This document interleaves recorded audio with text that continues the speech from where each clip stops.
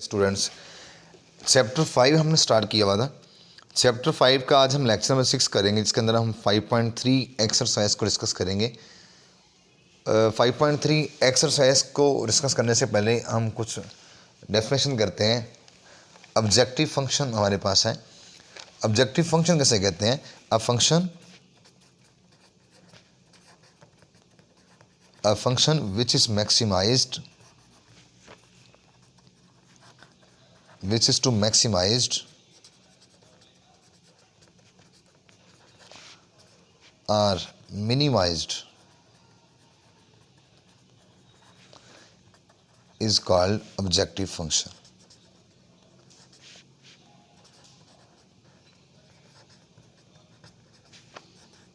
एक ऐसा फंक्शन जो मैक्सिमाइज्ड भी हो और मिनिमाइज्ड भी कहलाए, उस फंक्शन को ऑब्जेक्टिव फंक्शन बोलते हैं। ये क्या होता है, इसको इंशाल्लाह हम इसके क्वेश्चन के अंदर जाकर डिस्कस करेंगे।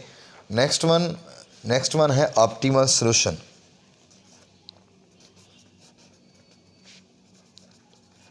Optimal solution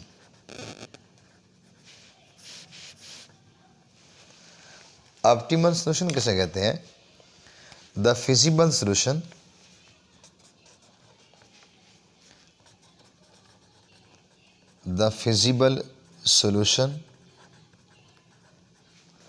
which maximized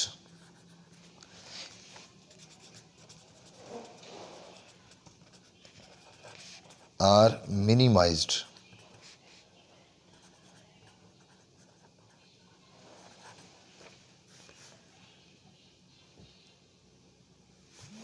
the objective function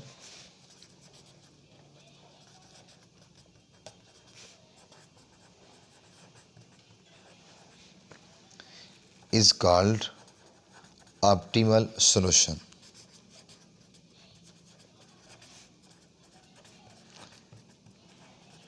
एक ऐसा सॉल्यूशन जो ऑब्जेक्टिव फंक्शन को मैक्सिमाइज्ड या मिनिमाइज करे, उस सॉल्यूशन को बोलते हैं ऑप्टिमल सॉल्यूशन। ये ऑप्टिमल सॉल्यूशन या ऑब्जेक्टिव फंक्शन क्या है? 5.3 एक्सरसाइज के अंदर आपको एक फंक्शन गिवन होगा। जो फंक्शन आपको गिवन होगा उस फंक्शन को बोलेंगे ऑब्जेक्टिव फंक्शन। अब वो ऑब्जेक्टिव फंक्शन जिस पॉइंट के ऊपर, इस कार्नर पॉइंट के ऊपर आपका आंसर मैक्सिमाइज या मिनिमाइज देगा, वो सॉल्यूशन बेसिकली ऑप्टिमल सॉल्यूशन कहलाएगा। इसको इंशाल्लाह हम क्वेश्चन के अंदर डिस्कस करते हैं। अभी हम चलते हैं 5.3 एक्सरसाइज की तरफ और इसके कुछ क्वेश्चन करते हैं। जी तो डियर स्टूडेंट्स, 5.3 एक्सरसाइज के अंदर मैं आपको क्वेश्चन नंबर 4 कराऊंगा। इसके जो पहले हमने इसके पहले सिर्फ 6 पार्ट करने हैं। क्वेश्चन नंबर 7, 8 और 9 नहीं करना। इसके जो बाकी पार्ट्स हैं आप खुद ट्राई कीजिएगा। इसमें यहाँ जो z का फंक्शन गिवन है, z = 2x + 3y के नाम से, असल में ये ऑब्जेक्टिव फंक्शन है। ये वाला आपके पास ऑब्जेक्टिव फंक्शन कहता है। अब ये ऑब्जेक्टिव फंक्शन मैक्सिमाइज भी हो सकता है और मिनिमाइज भी हो सकता है। जो डिमांड होगी हम उसको फॉलो करेंगे। इस क्वेश्चन के अंदर वो कहते हैं कि इस ऑब्जेक्टिव फंक्शन की मिनिमाइज कीमत निकालिए। अब वो कैसे निकालते हैं, आइए ज़रा पहले इस इनइक्वालिटी को सॉल्व करते हैं, इसका ग्राफ बनाते हैं और इसे ड्रा करते हैं। हमारे पास इनइक्वालिटी गिवन है x + y > 3। इसका नाम रखे इनइक्वालिटी नंबर 1। ये है 7x + का 5y <= 35। इसका नाम रखिए इनइक्वालिटी नंबर 2। ये <= है। ये हमें कंडीशन भी गिवन है, ये वाली। इस इनइक्वालिटी को सॉल्व कैसे करते हैं? आपने 5.1 और 5.2 एक्सरसाइज में हमने बड़े सारे क्वेश्चन किए, तो सेम उसी के मुताबिक चलेंगे। सबसे पहले आप यहाँ लिखे एसोसिएटेड इक्वेशन।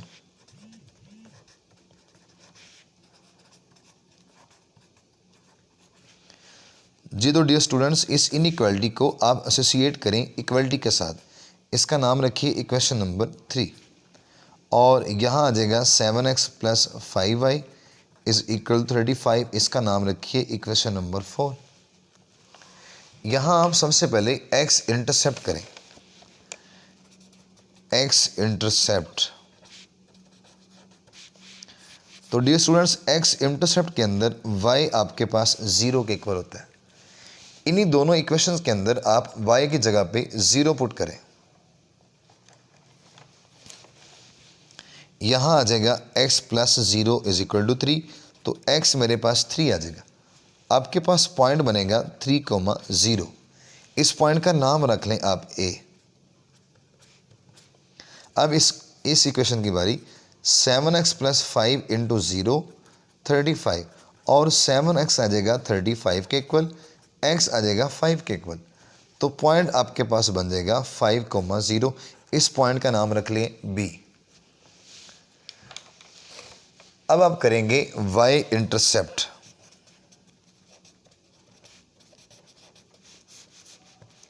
y इंटरसेप्ट में x आपके पास 0 होता है।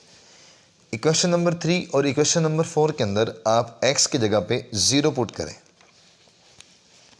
जब आप यहाँ पुट करेंगे तो यहाँ आ जाएगा 0 plus Y is equal to 3, Y मेरे पास सिंपल 3 आ जाएगा, तो पॉइंट आपके पास बन जाएगा 0,3।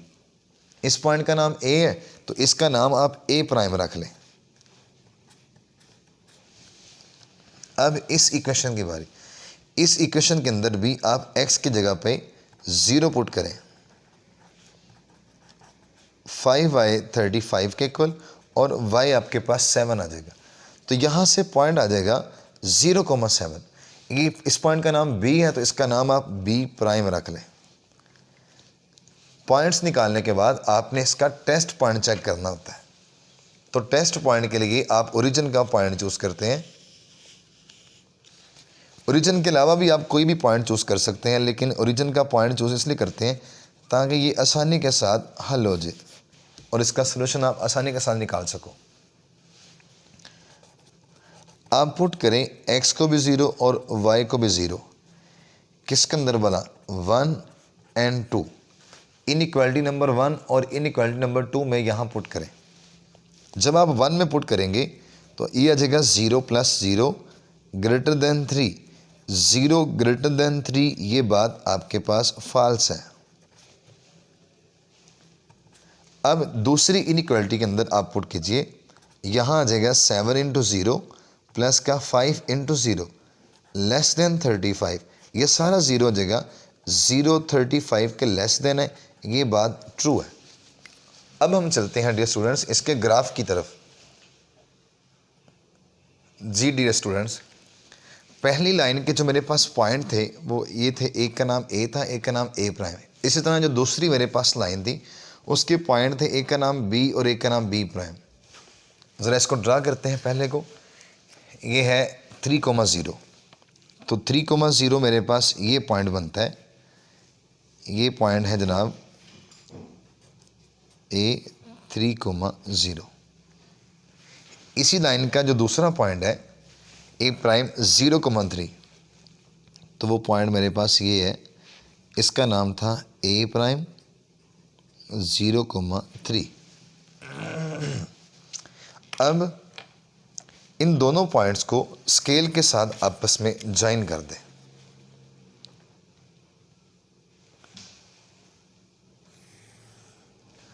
ये जो आपके पास ग्राफ आया है ये किस इनइक्वालिटी का ग्राफ है?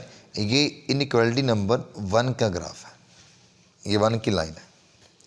अब दूसरी लाइन को ड्रा करें। दूसरी लाइन के जो पॉइंट्स हैं, पहला पॉइंट है b 5,0, तो 5 आपके पास ये पॉइंट है, ये वाला, इसका नाम है b 5,0।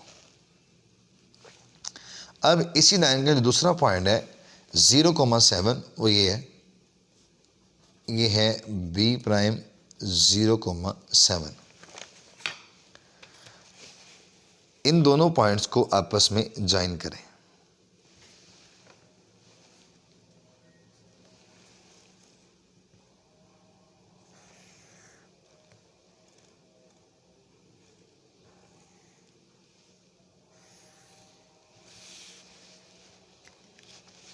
ये आपके पास ग्राफ आता है। अब इसका जो टेस्ट पॉइंट है वो बताएगा कि इसका शेडिंग एरिया कौन सा है। अब ज़रा वापस हम इसके टेस्ट पॉइंट पे चलते हैं और चेक करते हैं वहाँ से जाके कि इसका शेडिंग एरिया कौन सा बनता है। इसका जो पहला टेस्ट पॉइंट है, ज़रा आप गौर से देखें, ये मेरे पास पहली इनइक्वालिटी है, ये वाली।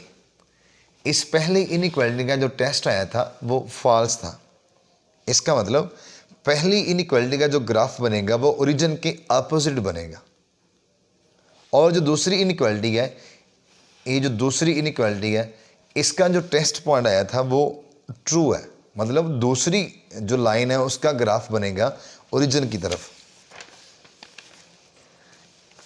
ये जो मेरे पास ग्रीन लाइन नज़र आ रही है, ये ग्रीन लाइन पहली इनइक्वालिटी की है और ये जो लाइन दूसरी है ये दूसरी इनइक्वालिटी की है। पहली जो इनइक्वालिटी है उसका हमने देखा कि वो तो उसका जो टेस्ट पॉइंट है वो फॉल्स आया है। इट्स मीन इस लाइन का ग्राफ अपोजिट टू ओरिजिन होएगा, ऊपर की तरफ, ऐसे ऊपर की तरफ जाएगा, क्योंकि ये इसका आंसर फॉल्स है। और ये जो मेरे पास नज़र आ रही है ऑरेंज लाइन आपको नज़र आ रही है, इसका ग्राफ, इसका जो टेस्ट पॉइंट है ये ट्रू है। इसका ग्राफ ऐसे नीचे की तरफ बनेगा, ओरिजिन की तरफ बनेगा। दोनों का जो कॉमन ग्राफ है वो ये सारा आता है, इसके सेंटर वाला। अब आपने उस ग्राफ को शेड करना है जिसमें x भी पॉजिटिव हो और y भी पॉजिटिव हो। ये कंडीशन साथ में गिवन है। अगर देखा जाए दोनों का जो कॉमन ग्राफ बनता है वो ये सारा बनता है, इसके बीच वाला, दूसरे का क्वाड्रेंट का और चौथे क्वाड्रेंट का, पहले क्वाड्रेंट का। लेकिन हमें सिर्फ वो शेड करना है जिसके अंदर x भी पॉजिटिव हो और y भी पॉजिटिव हो, तो वो आपके पास ये सारा आएगा।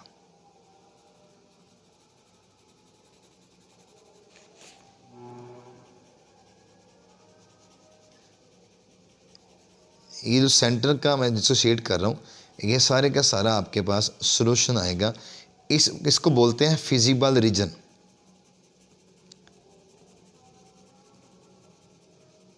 एक ऐसा सॉल्यूशन जो सिर्फ और सिर्फ आपका पहले क्वाड्रेंट का हिस्सा बने, उस सॉल्यूशन को बोलते हैं फिजिबल सॉल्यूशन। इसे फिजिबल रीजन भी कहते हैं।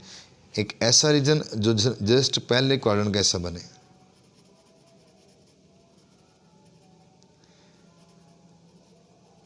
डियर स्टूडेंट्स, इसके अंदर आपको कोई भी कार्नर पॉइंट्स नहीं निकालने पड़ेंगे। आगे इसके इसी एक्सरसाइज के जो बाकी क्वेश्चन है, हो सकता है उसके अंदर आपको कार्नर पॉइंट निकालना पड़े। तो कार्नर पॉइंट निकालने का जो तरीकाकार है वो मैंने आपको प्रीवियस वीडियो के अंदर सिखा दिया था कि कैसे हम इसके कार्नर पॉइंट निकालते हैं।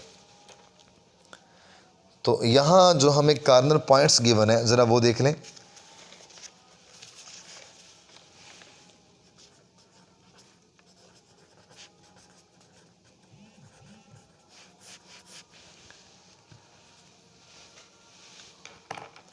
कार्नर पॉइंट, एक इसका पॉइंट है ए वाला 3,0, एक इसका पॉइंट है बी 5,0, एक इसका पॉइंट ये ए प्राइम है 0,3, एक इसका पॉइंट बी प्राइम है। इस टाइप का क्वेश्चन इस पूरे चैप्टर के अंदर ये अकेला ही है कि जो पॉइंट्स आपने निकाले हैं लाइनों के, सेम वही पॉइंट आपके कार्नर पॉइंट आ गए हैं।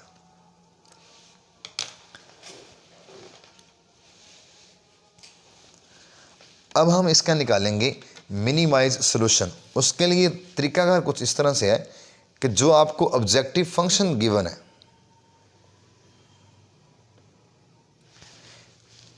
वीडियो के स्टार्ट में मैंने आपको बताया था कि आपको एक फंक्शन गिवन है, उस फंक्शन को बेसिकली ऑब्जेक्टिव फंक्शन का नाम दिया गया।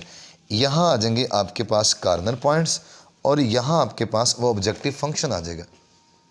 तो ऑब्जेक्टिव फंक्शन कुछ इस तरह से है, g is equal to 2x plus का y, ये आपके पास ऑब्जेक्टिव फंक्शन है। यहाँ आप बारी बारी कार्नर पॉइंट्स लिखें।